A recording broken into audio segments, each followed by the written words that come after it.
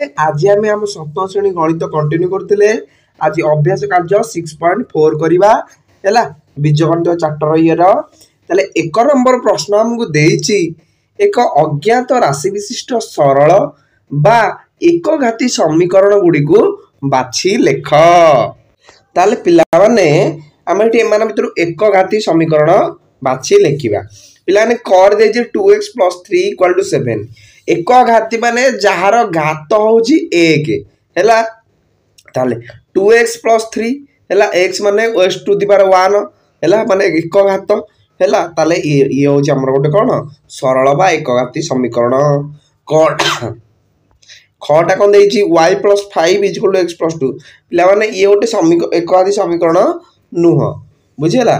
तापर ग रे सरल बा एक घाती हैला गटा गटा पिला माने एक घाती समीकरण हैला घटा मध्य एक घाती समीकरण एडी मु आंसर लिखि देछि हैला। एई तो होछि हमर एक घाती समीकरण।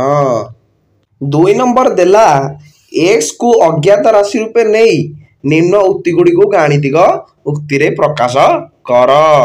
पिलाने क करबा गोटे कले बुझी परिबा से दिछि x को एक घाती समीकरण नेई हैला गाणितिक रे प्रकाश करिबा। से देछि गोटे संख्या रु 3 वियोग कले वियोगफल 7 हुए। ताले गोटे संख्या रु 3 वियोग करिबा से संख्याटी मन कर आमे नबा x से कहिछि ताले एई संख्याटी रु 3 वियोग कले हमर उत्तर हबो 7। ताले समीकरणटा हला कोन x - 3 = 7 हैला समीकरणटी करियो। तापर खर सेमि देला खर कोन देला 10 गोटे संख्या रो 2 गुण रु 4 कम हैला। ताले 10 गोटे संख्या रो हैला 2 गुण ए संख्याटी रो 2 गुण रु 4 कम 2x - 4 = 10। ग रे देछि गोटे संख्या रो 3 भाग रु 1 भाग होछि 6 हैला संख्याटी मन x यार 3 भाग रु 1 भाग होछि 6 x/3 = 6। तापर घ रे गोटे संख्या 5 ठारू जेते अधिक 15 ठारू सेते कम हैला। ताले इक्वेशन कहै जो x - 5 = 15 - x। तापर ओ रे गोटे संख्या रो 6 गुण रु गोटे संख्या मन x हैला तार 6 गुण माने 6 रु 7 वियोग कले वियोगफल 3 हबो। ताले 6x - 7 = 3 एमिति।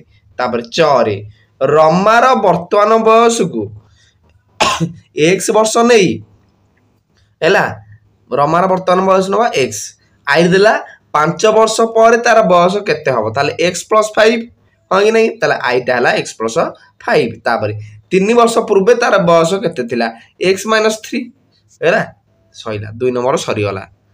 3 नंबर प्रश्न देला जे निम्नलिखित समीकरण गुडी को साधारण उक्ति रे प्रकाश कर देछि x - 5 = 9 एटा उल्टा करिया से देछि गोटे संख्या रु 5 वियोग कले वियोगफल 9 हुए तमे लिखिबो एथर हला। तापर ख रे सेमिति 5 = 20 गोटे संख्या रे 5 गुणन कले 5 गुण 20 समान। ग रे 3n + 7 = 1 गोटे संख्या रो 3 गुण रे 7 जोग कले जोगफल 1 हुए एटा 1। तापर घ रे सेमिति देछि x - 2 = 0 गोटे संख्या रे 2 वियोग कले वियोगफल 0 हुए। 4 नंबर प्रश्न हमु देला जे निम्न प्रश्न मानकर थिबा अज्ञात संख्या को x नै प्रश्न गुडी को समीकरण रूप रे लेख।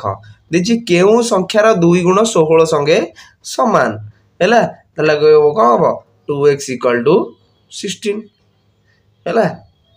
तापर देछि केउ संख्या रु 7 कमाइले 12 मिलिबो आमे संख्या जानने तले x नबा एई संख्या रु आमे 7 कमाइ देले 12 मिलिला x - 7 = 12। ग रे केउ संख्या रे 1/3 5 संगे समान हैला x/3 = 5।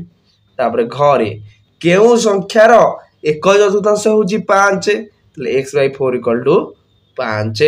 ओ रे केउ संख्या रो 8 अधिक होजी 15 ताले एही संख्याटे x नेले x + 8 = 15 हैला। 5 नंबर देला जे निम्न सूचना गुडी को अनुध्यान करी ताको समीकरण माध्यम रे प्रकाश कर। एटा भी सेमिति समीकरण करिवा। रोजी रो बापांको बयस होची 49 वर्ष हैला ବାପାଙ୍କର ବୟସ ରୋଜିର ବୟସର 3 ଗୁଣରୁ 4 ବର୍ଷ ଅଧିକ ହେଲା। ରୋଜିର ବୟସକୁ ୱାଇ ନିଅ। ପିଲାମାନେ ରୋଜିର ବୟସକୁ ୱାଇ ନେଲେ ସେ ଦେଇଛି ରୋଜିର ବୟସର 3 ଗୁଣର ମାନେ 3y ର 4 ବର୍ଷ ଅଧିକ 3y + 4 = 49 ବୁଝିଲା। ସମାନ ହେବ 3y + 4 = 49। ତାପରେ ଖରେ ଇରଫାନ ପାଖରେ ଥିବା ମାର୍ବଲ ସଂଖ୍ୟା ହେଉଛି 37। ତାହେଲେ ଟୋଟାଲ ଥିଲା 37ଟା ମାର୍ବଲ। ଇରଫାନ କହିଲା ପରମିତ ପାଖରେ ଥିବା ମାର୍ବଲ ସଂଖ୍ୟାର 5 ଗୁଣରୁ 7ଟି ଅଧିକ। ପରମିତ ପାଖରେ ମନେକର ହେଲା ପରମିତକୁ x ନେଲେ यार 5 गुणरू 7ଟି ଅଧିକ ମାର୍ବଲ ମୋ ପାଖରେ ଅଛି। ଇଏ ଗଲେ 5x + 7 = 37 ହବ ହେଲା। ଏ ସମ୍ପୂର୍ଣ୍ଣ ସରିଗଲା ପିଲାମାନେ।